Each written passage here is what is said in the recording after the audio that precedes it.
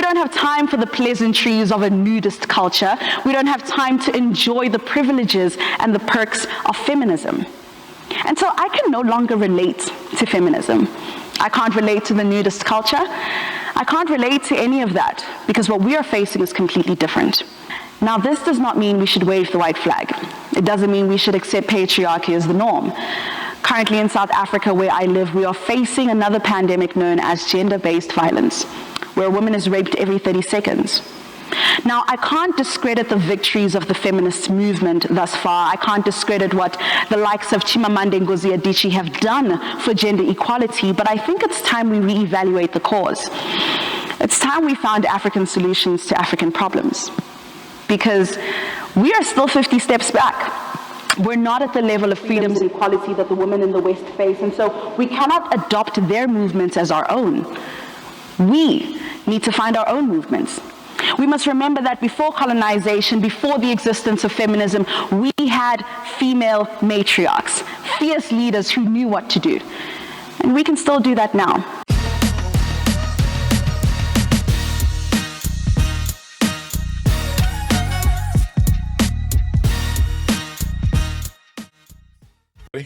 Thank you so much for tuning in. It's your boy, Captain Hunter, coming at you again. Thank you so much for tuning in, taking the time out of your busy schedule to come over and see about your boy and see what we got going on over here. So today we're going to do a reaction video. So I was kind of scrolling, you know, like we all do, just seeing what's up, what's next and all this. And so I come across this video by this Cameroonian sister, Cameroonian sister. I believe she's now living in South Africa, and she's taking an analytical look at Western feminism, what she's calling Western feminism. So she's going to elaborate, obviously, on, as you can see by the title, whether it's good or whether it's bad. So without further ado, let's do the reaction, and here we go.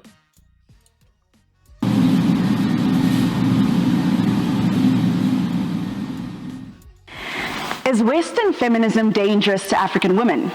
As a young woman who was born in West Africa and has lived in South Africa for 13 years, the term feminism remains uncharted waters for many. It is rebellious, seen as taboo, and in my home country, Cameroon, it is a word that every mother hopes to never hear her daughter say, because it either means she hates men, men hate her, or she'll end up not getting married. But why? Okay, let's pause right there. Is that a true assessment? She hates men, they hate her, or she's never going to get married, right? What's up with that, right? There's also maybe another word in there about gender, which gender you love. But nevertheless, this is her talk, and I'm just kind of trying to give a reaction to it. So what are your thoughts so far? Good assessment, good definition of what she's thinking about. She's going to elaborate a little bit more into the definition side of it. What does feminism mean to African women? Is feminism un-African? But most importantly, is feminism dangerous to the safety and empowerment of African women? Growing up like most girls, I went through the phase of hating boys because, you know, boys have cooties, and books before boys because boys bring babies. But my friends thought I took this a little bit further when I decided to call myself a feminist. After watching videos, Chimamanda Ngozi Adichie's We Should All Be Feminists being at the top of that list, and reading publications from the fierce women who called themselves feminists, I was ready to take on this role as my own. And so when I stepped into a room, I would introduce myself as Elma Koba, the radical feminist. Whenever there was a conversation pertaining equality, empowerment, and gender roles, everyone knew I would be involved and I would be brutal. In fact, if people saw me approaching and they were having a conversation, they would quickly change the topic because they knew I would call them out on their sexist ways and do so unapologetically. All right, I kept getting some delays and pauses and stuff, so forgive me for that. So I have to, I had to, go back a little bit. I'm not exactly sure the point that I left off, so we'll continue from here. There were certain aspects of radical feminism that I did not align with, such as what seemed to be the innate hate for all things male and masculine. And so I decided to call myself Elma, the liberal feminist. I was passionate about the liberation of women and what the core definition of feminism was: the equality of sexes, freedom from oppression, and gender equality. Not the extra bits that keep getting added on every single day. When meeting other feminists, I would always have my feminism questioned as though there was some sort of a checklist or a mold that I needed to fit into to be called a feminist. Then there was the feminist jargon, a series of highly intellectual words that even with my high education, I still find it difficult to keep up with. I then found out about the racial injustices associated with the founders of feminism, and so I decided to call myself Elma, the intersectional feminist. But then, of course, the other feminists always told me, look, Elma, if you're not going to be 100% feminist, then don't be feminist at all. So I started introducing myself as Elma the feminist. So we can see here a progression, right? So she's wrestling with what it means to be a feminist, right? Going from advocating for women's rights to all this intersectional stuff and all these things that have been adding on and so-called co-opting the movement, right? This is always a problem no matter what movement it is. From the African-American civil rights movements to the feminist movements to the gay movements, right? All these things, and I think that on their faces, they've all been essentially good, right? I mean, there's no need to be persecuting the LGBT community simply because of who they love. I don't think that there's any need to be, obviously I don't think there's any need to be focusing on persecuting black people for the color of their skin. So, and so if women want to go into the workplace and make a good buck, then that can be, or make the same amount of money, I should say, as a man for doing the same amount of work, the same type of job. No, I don't think that most people have a problem with that. And so she's wrestling with this idea. Now, forgive me, I don't know what's going on here. I tried to refresh everything and close a bunch of stuff down, so I don't know why it's lagging like this, but we'll continue on. But at this point, I was told I had watered down the movement so much and that I was using it for clout. And so now I am Elma, an individual who is appalled by the injustices faced by women, is an advocate for women empowerment, and understands, or rather stands for, gender equality. Yep. Now, why is this story important? Because this is the narrative faced. Gender equality in the empowerment of women. That's what she started from, and that's where she got back to. All this other stuff is just ancillary, right? Extra stuff. By a number of people who have tried to associate with the feminist movement, feeling ostracized and not welcomed by a movement because they don't fit into this mold. Especially the minorities, those who don't understand the language, those who can't relate to mainstream feminism, those who can't just take off their bras to make a statement, those like me. We don't fit this mold. But were we meant to? Was feminism created with the black woman's struggle in mind? Was feminism created for African black women? Interesting question. Was it created for us? Did they have us in mind? What were the origins of this? What were they fighting for? What were they fighting against? What is their purpose? What is their point, right? This is the things that she had to wrestle with, right? Is this movement even for me? So let me pause here take a pause from the pause, right? To talk about why I think that this is important. Why is a men's space, men's channel why is this important? Why are we watching something like this, right? So I think that this has to do with why men are feeling the frustrations that they're feeling, because a fight for gender equality concerning pay and concerning opportunities is vastly different from, I think, that what's going on today. And this is the problem that a lot of men are having. So my point isn't to bash women or to co-opt their movement. I'm just trying to get them to see that there maybe is something, if this black woman from Cameroon is struggling with this ideology that she has been receiving, then maybe the men in America of all races, men in America are seeing something that's going on that doesn't seem to be fair and doesn't seem to fit the origins of the movement. So therefore, if we want a more equitable society, equal across the board, we have to take a look at what that means and what the wants and desires are. And if there's inequities towards men, then the men are going to respond, men are going to lash back, or they're going to opt out of the particular system. And that's what we're seeing now. That's what we are seeing now. Men are not going to therapy. Men are not going to college. Men are not joining the workforce. They're rather stay home and play video games. They're not entering into the dating market. So many things now men are dropping out of, falling back from. And so we have to take a look at why. Not just lazy. Men did not just get lazy overnight. Men essentially built the society in which we live. Certainly physically, the foundational structures, paved the roads, cut down the trees, built the edifices, etc. So now what happened between those times and what's going on now? We have to take a look at that. Not saying that it's all that she's going to address this, but I'm saying that we have to take a look at that from societal aspect. And here she is saying, okay, now this ideology that started in the West is now coming over here. And is this applicable to what our struggles are? And should we actually embrace it? So she's being cautious about what's going on here. Then the men in these Western countries are exercising caution and therefore withdrawing. Hope I made the connection clear. Let's continue on. Now, although black women and white women share commonalities of oppression, the latter have experienced privileges since history. During colonialism, white women, or rather women in general, were characterized according to race, class, and social status. White women were housewived, whereas black women and women of color were colonized.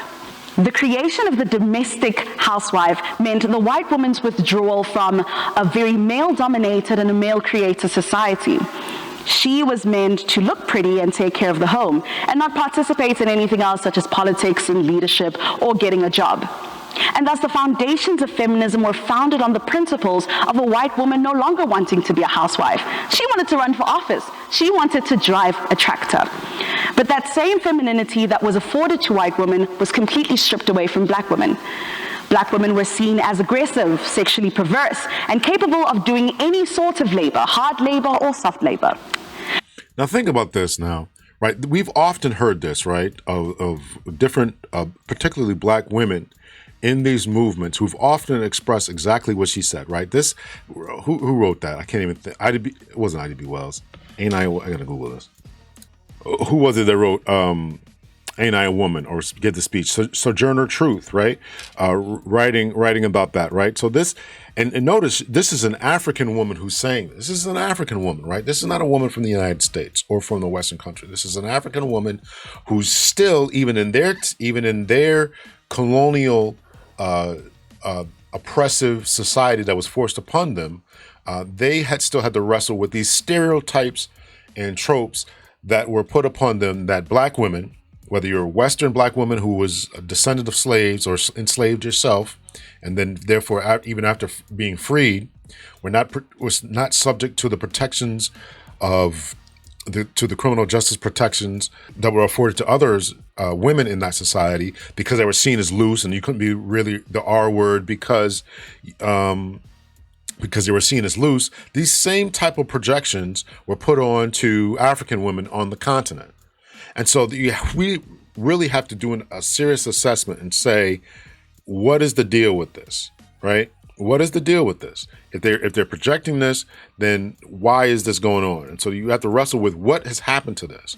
So women in the West, men in the West really have to take a look at what we really fighting for and what are we really fighting about.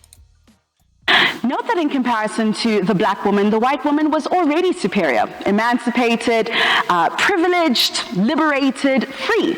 Thus, all she wanted was the equality of sexes. Black women, on the other hand, saw empowerment as something completely different. Empowerment to black women meant so much more.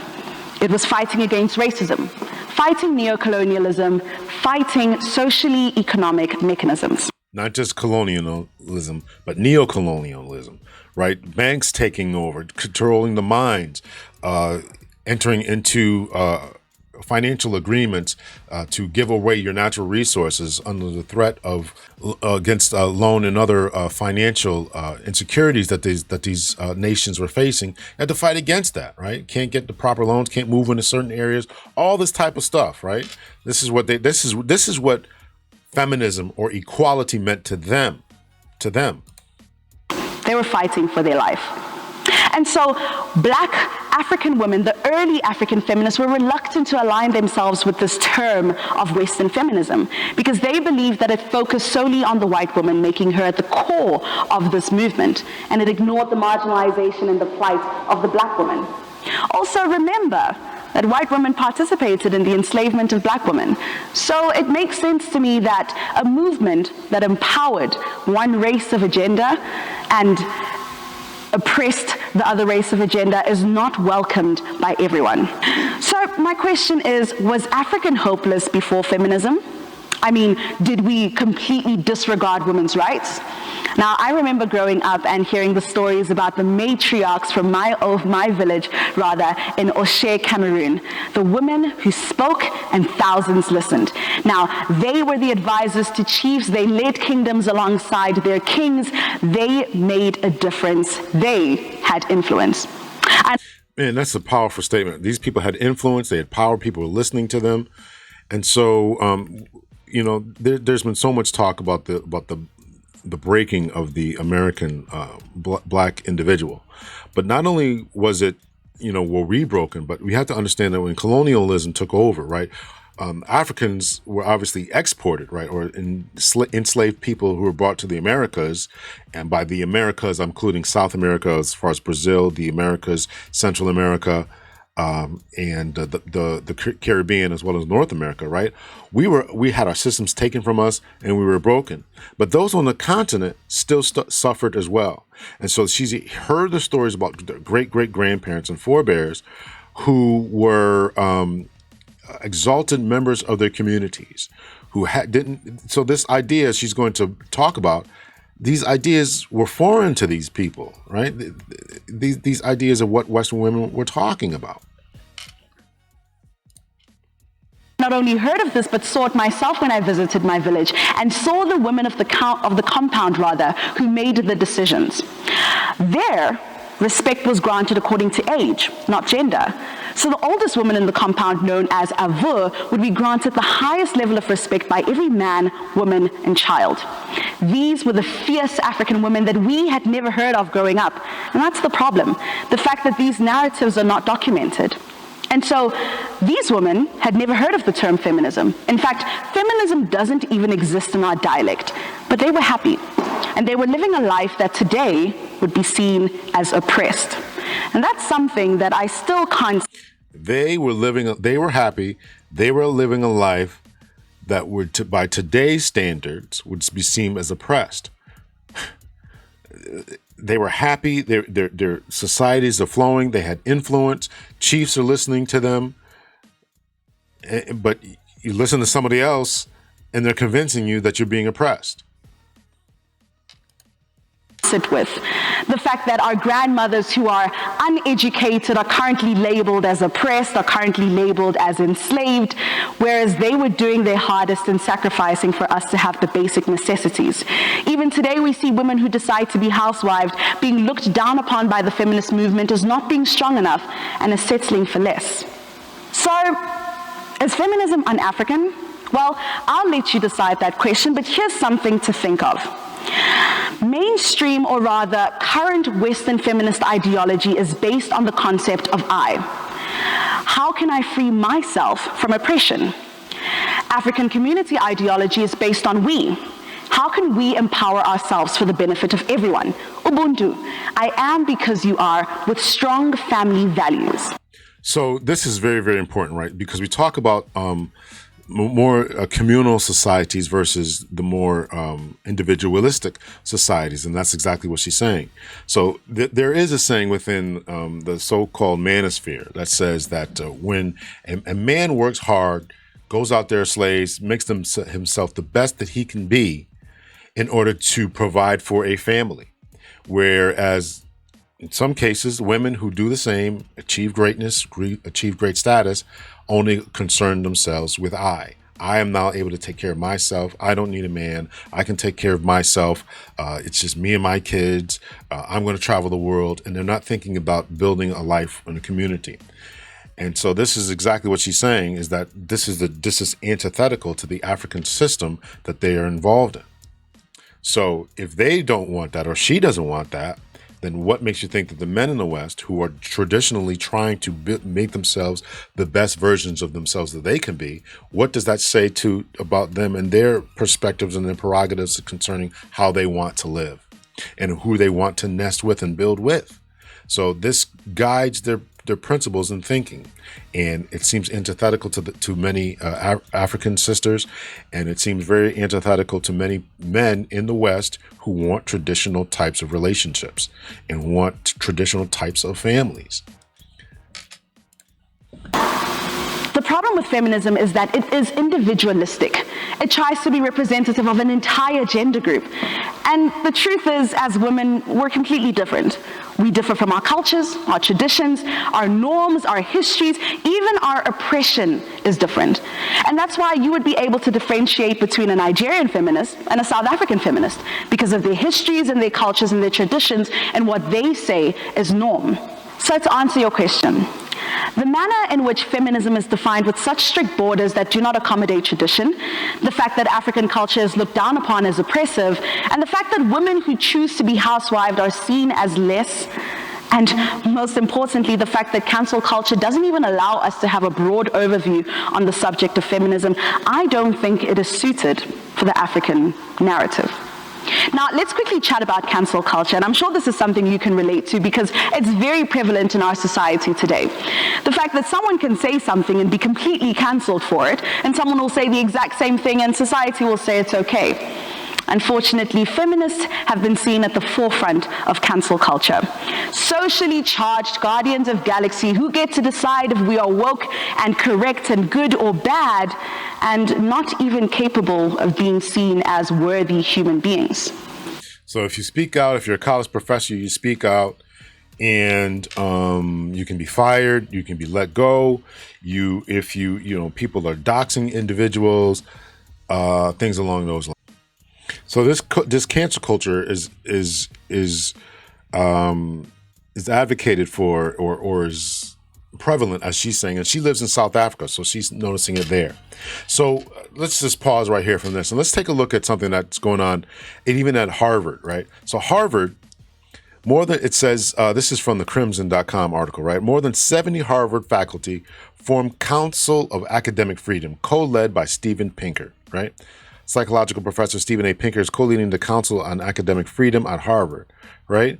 So they can you guys see this? Yeah. This is a group of individuals who are trying to make sure that there's academic freedom and that they're not being shut down, being called racists or bigots or leftists or rightists or whatever, because they want to have academic freedom and at least have a conversation without being threatened or shut down or threatened to be fired or censored in any other way. A group of more than 70 Harvard professors led by psychology professor Stephen A. Pinker has formed the Council of Academic Freedom at Harvard, an initiative to promote ideas of freedom of speech and inquiry. The council was announced in Wednesday in an op-ed in the Boston Globe by Harvard Medical School professor Bertha Madras and Pinker, known for his controversial view that education institutions have prioritized progressive ideas over free speech. We have to be able to take a critical look at whatever's being proposed to us, left or right or in the center. So you can't just force progressive ideas. Let's challenge them. Let's have a conversation about them, and let's let the best ideas win.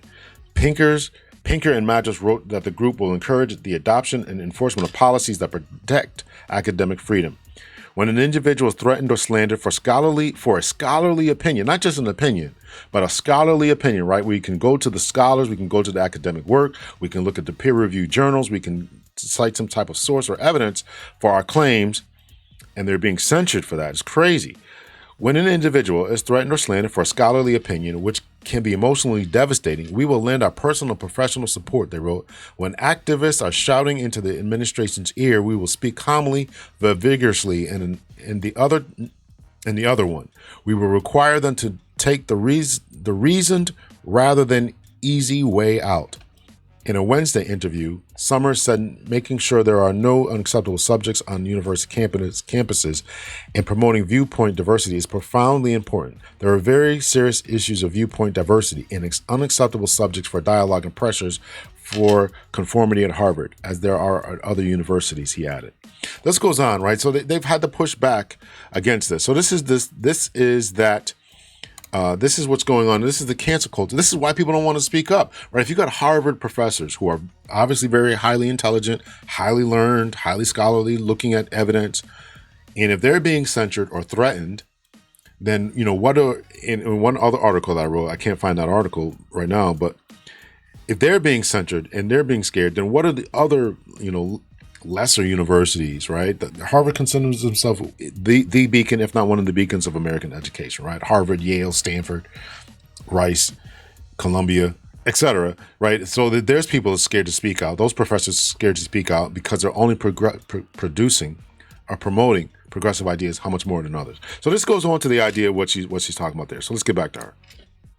Cancel culture associated in the feminist society is violent. It's dangerous. It weaponizes words. People are scared.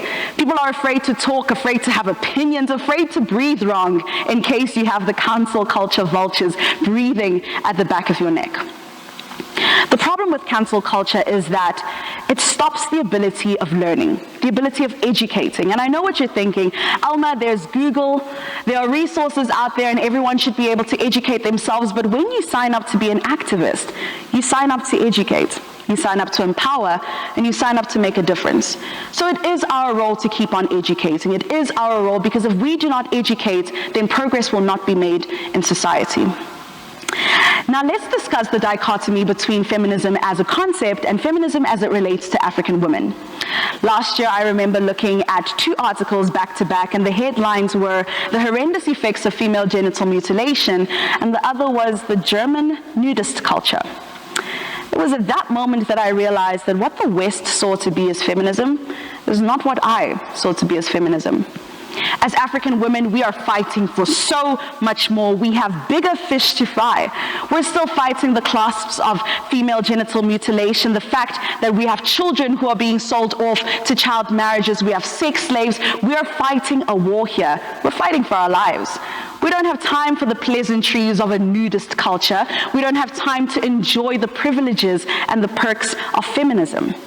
I think that feminism fought for some very, very good things, and it just never stopped. It never saw that there was a moment that, okay, we got exactly what we wanted. We wanted to enter the workforce, get the same pay as men, open up bank accounts, the right to vote, and that there was always a new dragon to slay. And now it's okay. We can't just be on par with men. We got to be better than men. Right? We're oh man, nudist colonies. Right? There's this thing in Western cultures in particular, Maslow's hierarchy of needs.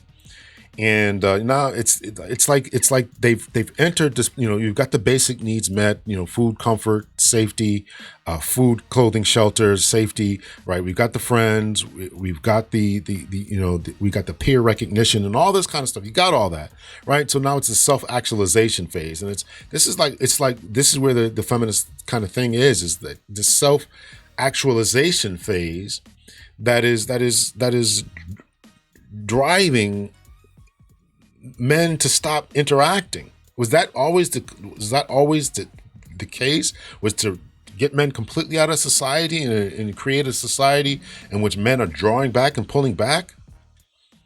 And listen, I am not, of course I gotta say this, I'm not anti-woman, I'm not anti-feminism, I'm not. But in order for men to do better, they have to recognize, first of all, their own potential. They have to recognize their own limitations, and they have to recognize any type of impediment to that. And I think now that there is an impediment, right? For women to do better, impediments had to be removed. They had to be removed. And those impediments clearly were established by men or a patriarchy, whatever you want to call it. The same thing has to happen if we want men to do better. If boys are failing in schools, they're being over-classified with mental diseases or mental defects, and teachers are looking at them because they suspected they're going to do something wrong, and they're not answering the question right because they're not answering the question in the same way that a girl would answer it. If we know, and I'm not an educator, but I'm watching the education stuff. If they're being picked on and selected out and suspended more and because they're unable to sit still, all these different problems, right? We have to take a look at what is causing these problems. We have to take a look at what's causing these problems. We have to view them through a masculinist lens. We have to view them through a masculinist lens, and there can't be any problem with being a masculine male. We remove the impediments for women. We have to remove those same impediments for men. So I'm going to, there's a lot more to this.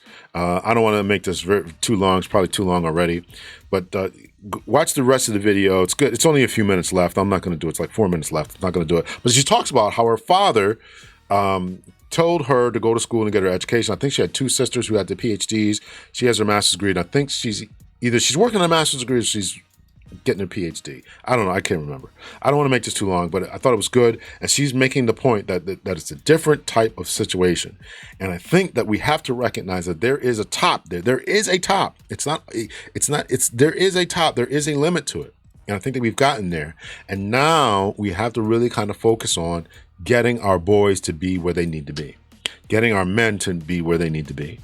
And we can't do that if we have a disjointed view of the world. And we can't do that if we can't have the conversations for fear of being fired or being threatened like the Harvard professors had to band together. We all have to band together, take a good, serious, hard look at all this and do what's right and do what is best for all of humanity.